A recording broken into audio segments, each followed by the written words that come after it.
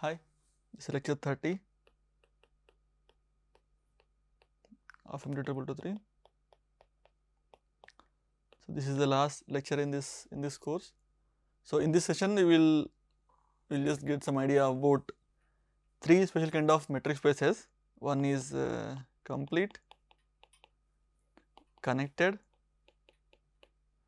compact. So we'll try to understand some little bit about these three special kind of metric spaces, and that's all. That's where we stop this session and this course. Hopefully this will be useful, these three and whatever I have mentioned in the last two sessions about metric spaces. This will be useful when you try to learn some topological spaces. So let us see something about these three metric spaces. So before we proceed to this, there is one interesting metric space that I didn't mention. So one example, you take any set X, there is a nice metric on X. So I am defining it in the following way. For any two elements A and B, I am declaring it to be 1 if A is equal to B, A is not equal to B, 0 if A is equal to B. So this kind of metric is called a discrete metric. So whatever we have done till now, the notion of convergence, continuous functions, all that you can try to see their effects when X is a discrete metric. So now the question is the following: given a discrete metric, what are the convergence sequences? Suppose let us take a sequence xn. Xn is a sequence in X, and this is a discrete metric. Can it be the case that Xn is a convergence sequence?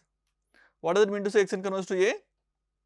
Some element A, given epsilon positive, there is a delta positive, such that whenever n is greater than or equal to n, we have d of xn comma A is less than epsilon, right? But observe that dxn comma A, there are only two options, either it is 0 or it is 1. Suppose it is 1, suppose this thing is 1, then if I assume epsilon to be greater than 1, then this thing doesn't hold. So what we want is, we would want that this to be 0 for every n greater than or equal to n. So what does this mean?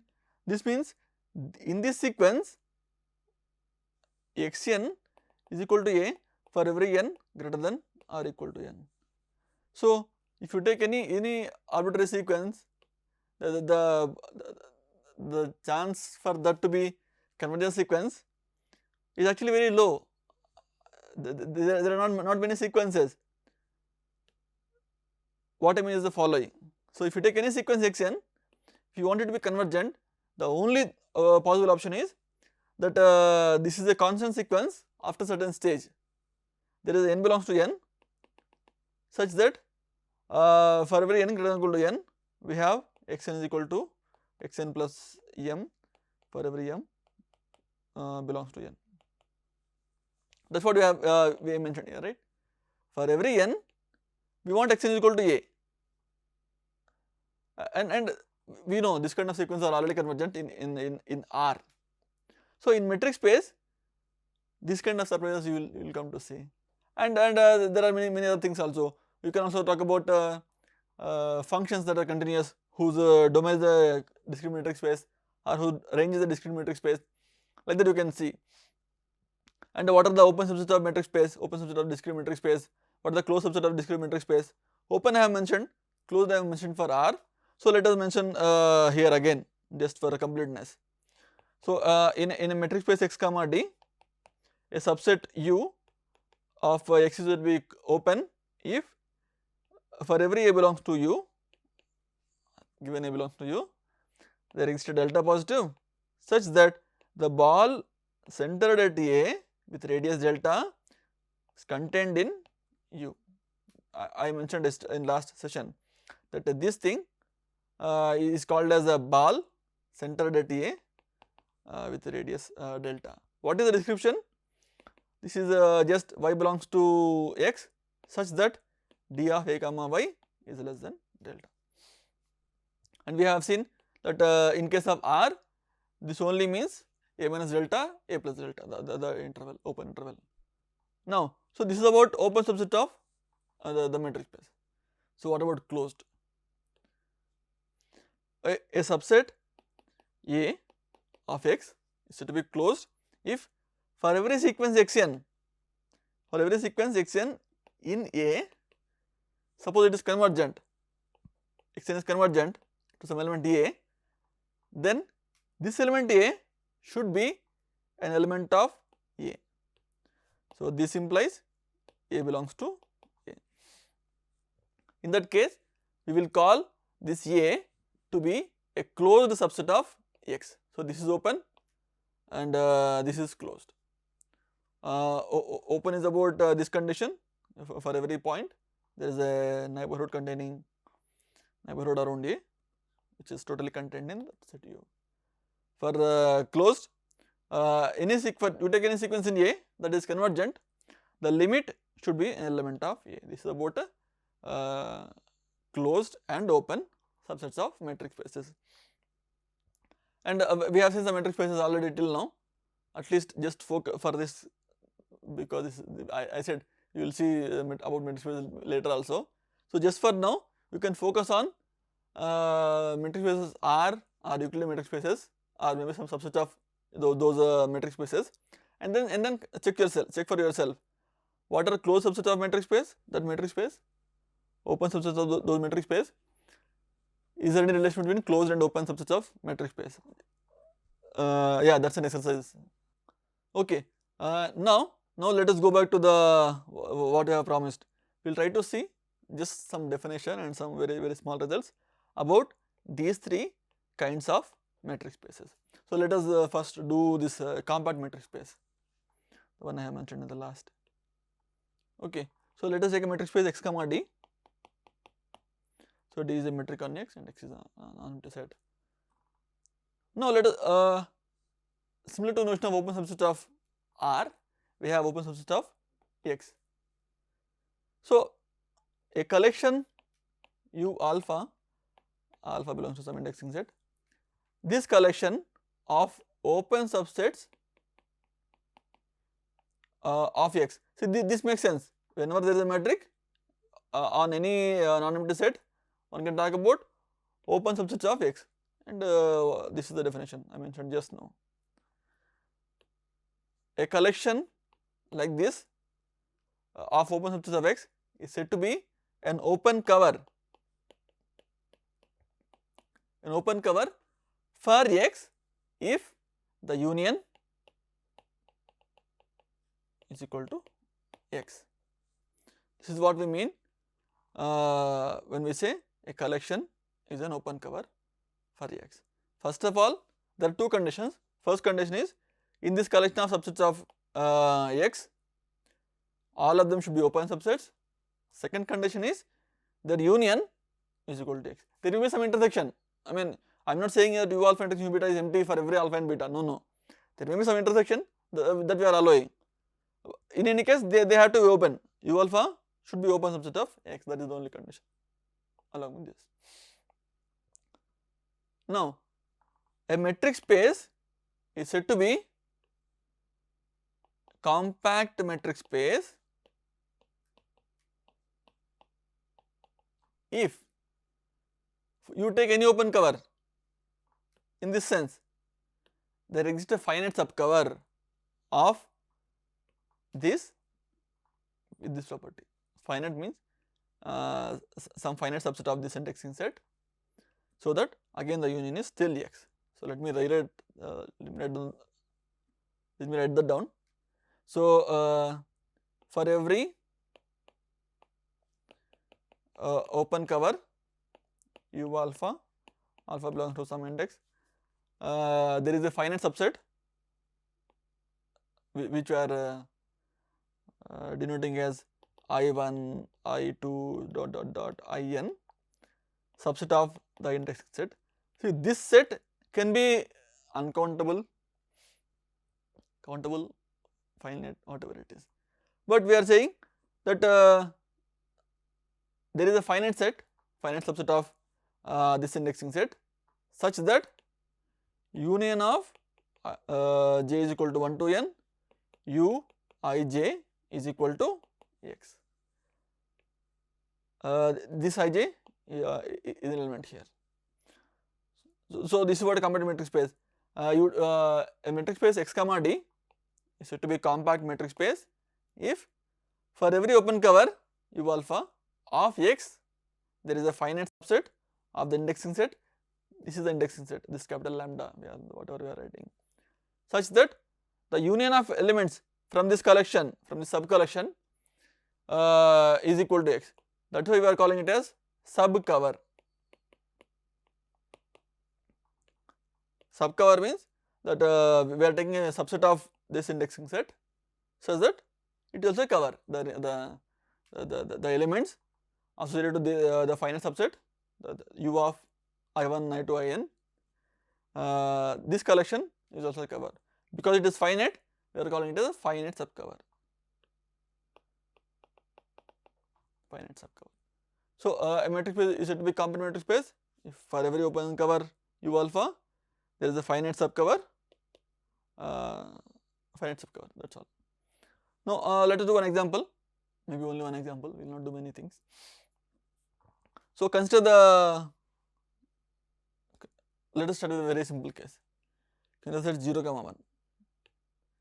0 comma 1 is a subset of R. There is a metric on R that contains a metric on 0 comma 1. What does it mean?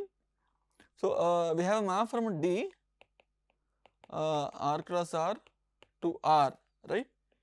A comma B is mapped to modulus of A minus B. Now all I am saying is I am restricting this map to the set 0 comma 1 cross 0 comma 1 to R. The definition is same, only the domain is reduced from R cross R to this modulus of A minus B. So because of, see, this has some properties, this is a metric, whatever properties are satisfied by metric, the definition of metric, it is satisfied by this map. Now I am not doing anything, I am only restricting the domain. So this map also will satisfy the properties of metric space. So this is a metric space 0 comma 1 with this map is a metric space. Now we will try to see whether this is a compact metric space or not. So let us take some cover. So the cover that we are taking is the following. So this is 0, 1, maybe this is take this as 1 by 2.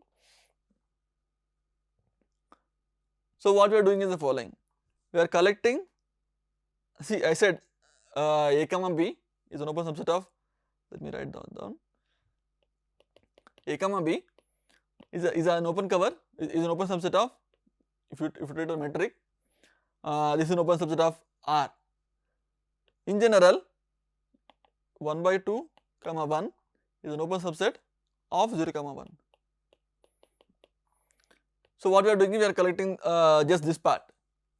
Now similarly 1 by 3 comma 1, so let me call this 1 by 3, is an open subset of 0 comma 1.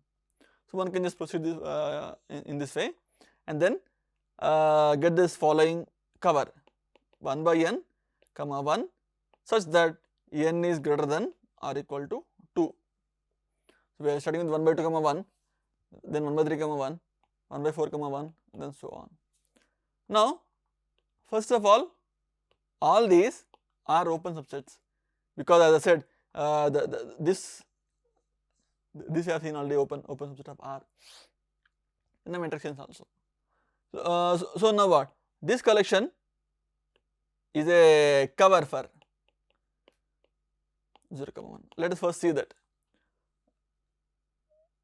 See, all we need to prove is the following. First of all, let us take some y belongs to 0 comma 1. We will prove that there is a n belongs to n equal to 2 such that y belongs to 1 by n comma 1. But this much we already know, right? Argument property says that if you take any positive element, there is a n belongs to n such that 1 by n is less than that element. Here we are talking about y. Y is already between 0 comma 1, so y will always be less than 1. So what does this say? This says the n coming from argument property, there will be many n's, there will be at least one n. The n coming from argument property is helping us to get some n with this property. So this says this collection is an open cover for 0 comma 1. So let me write that down, 1 by n comma 1 such that n greater than or equal to 2 is open cover for 0 comma 1.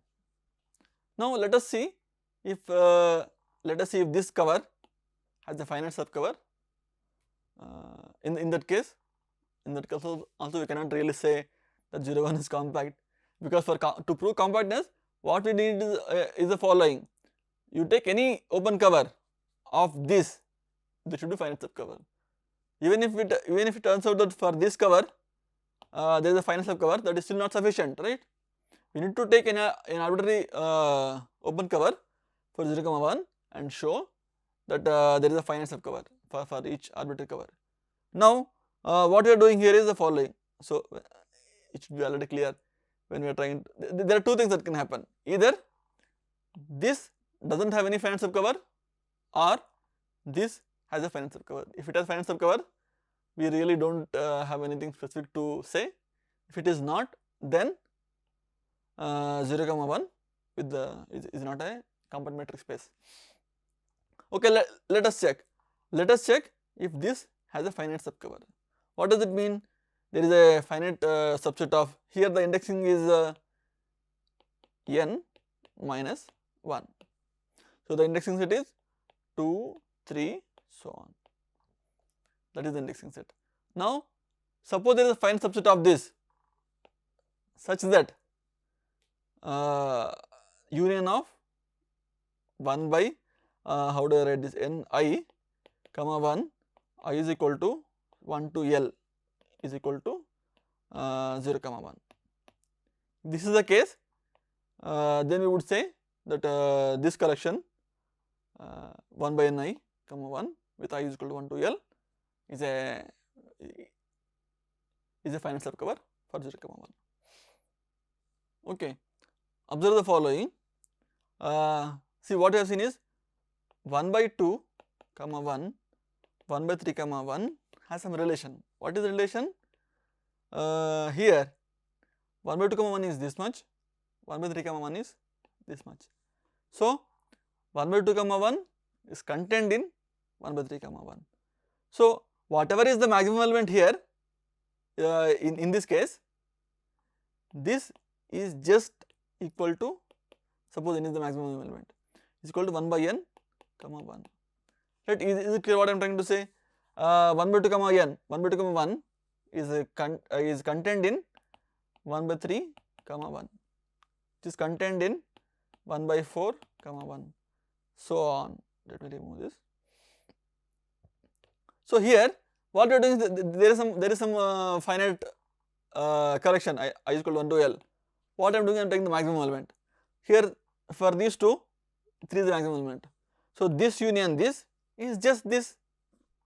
Let us take 3 situations, 1 by 2 comma 1, 1 by 3 comma 1, 1 by 4 comma 1. If we take these 3, 4 is the maximum element. So this union this is just this, because this already contains these two. So if you take union, it doesn't really matter. So here also this n is maximum element of the set n I is equal to 1 to L. So what does this say? This is equal to 0 comma 1. So the question is it correct? Is there a n belongs to n such that 1 by n comma 1 is equal to 0 comma 1? this I am not finishing the sentence. You check yourself, is this true? This is not true, and I am leaving you to you as an exercise to write the justification. There is nothing to write, but still that this is not the case. This cannot be the case. So this says what? 0, 1 is not a compact metric space, and maybe we will see more details about compact metric space in the next course. So I just want to give some idea of what compact metric space is. That's about compact metric space. Let us do the remaining two special metric spaces. So firstly we will do complete metric space. We will not do many details, just the definition, one example, that's all. So in R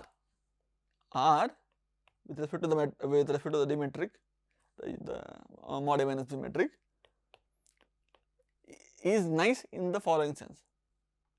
What do we know about? See, R has some description that has this word.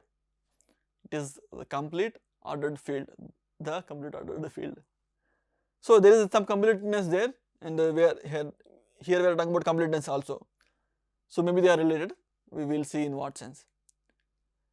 A metric space is said to be complete if every Cauchy sequence is convergence sequence.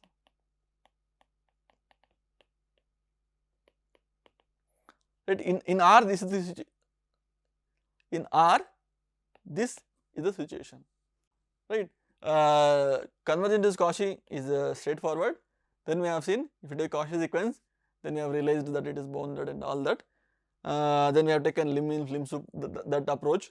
Then we realized it's a convergence sequence. So R with this metric D is complete in this sense.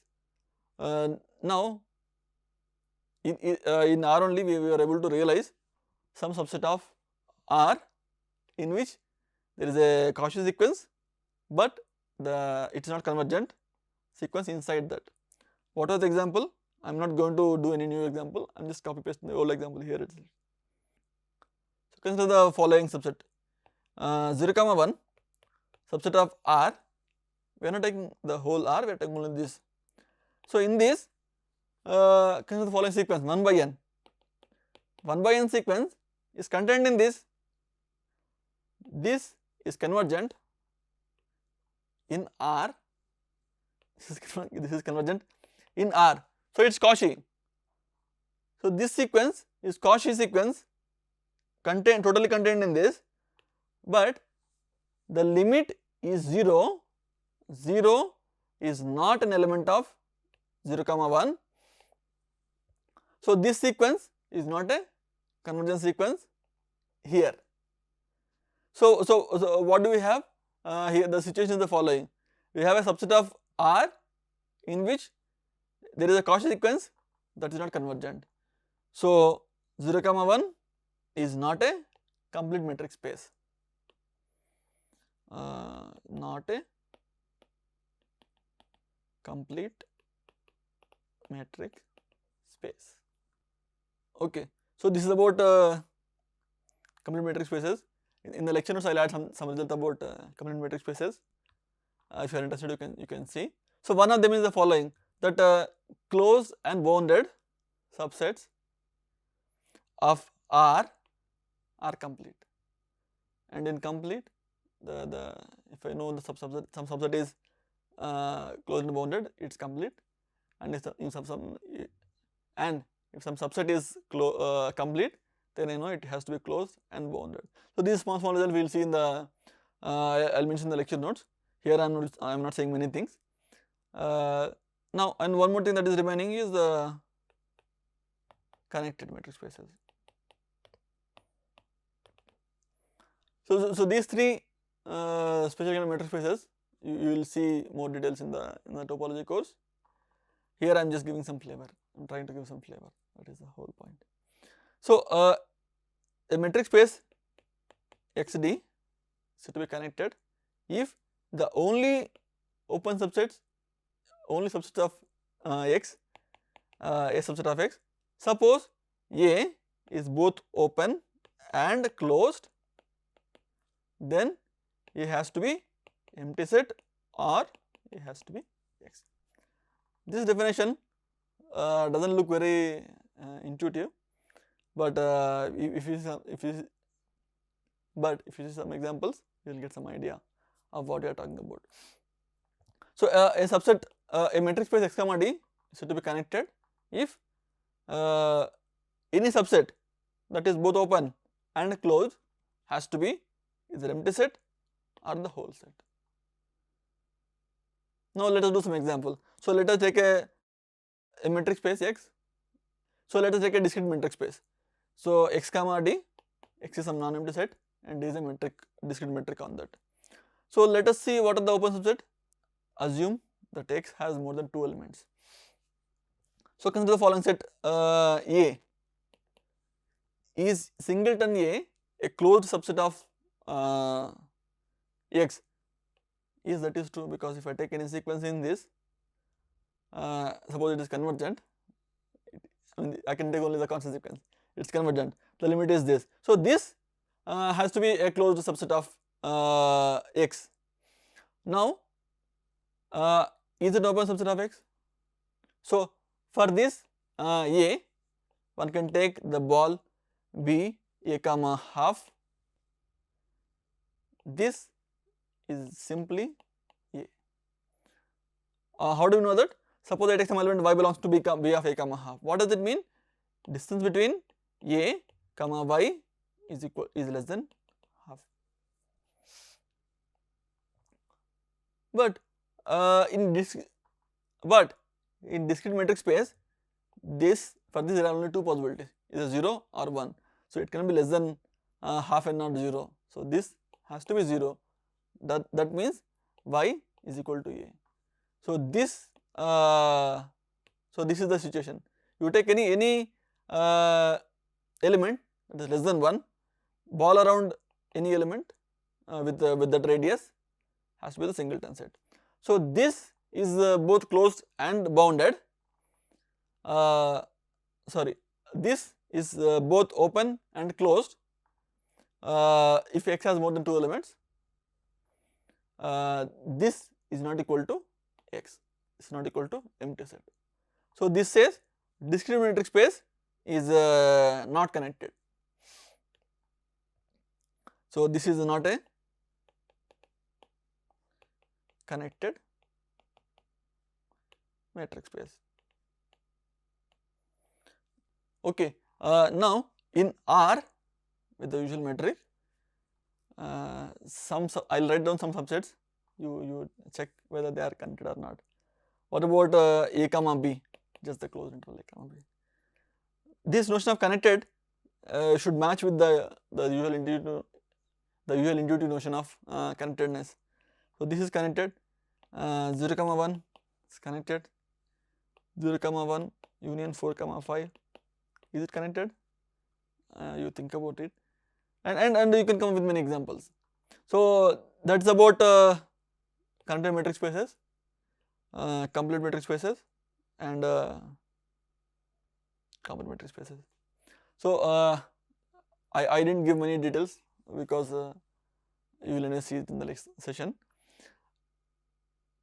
That's all for this session, and this is where the course ends. Yeah, thank you.